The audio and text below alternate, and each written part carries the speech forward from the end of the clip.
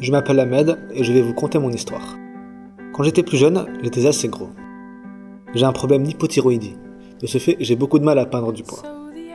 Cela m'a valu les moqueries des élèves de ma classe. Au collège, un groupe de garçons me harcelait et personne ne réagissait. Je me sentais très seul. J'avais droit à de nombreux surnoms, tels que Gros Tas ou Porcelet et bien d'autres. Ne supportant plus ma situation, j'ai décidé de prendre des mesures radicales. Je ne mangeais plus, je prenais des médicaments pour brûler mes graisses et je faisais du sport de façon archaïque. Très mauvaise idée. Mon corps ne l'a pas supporté et j'ai fini à l'hôpital. Pourtant, paradoxalement, je m'y sentais bien. Des gens qui ne me jugeaient pas et surtout, je n'avais plus à craindre de me faire frapper. Mais toutes les bonnes choses ont une fin. Je finis par quitter l'hôpital et revenir au collège. Une boule au ventre, mes 75 kilos et moi sommes retournés dans cette jungle.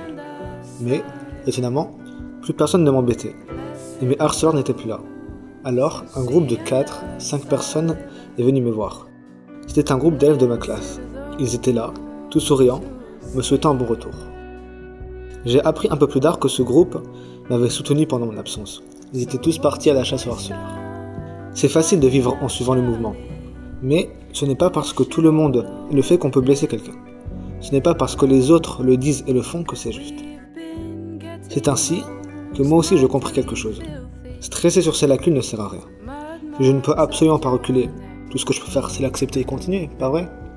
C'est ce que j'ai fait. Et je vis une vie heureuse maintenant. C'est vrai, pour toi aussi, toi qui m'écoutes. Ne sombre pas dans le désespoir. Si aujourd'hui est le pire jour qui soit, alors tu sais que demain sera meilleur.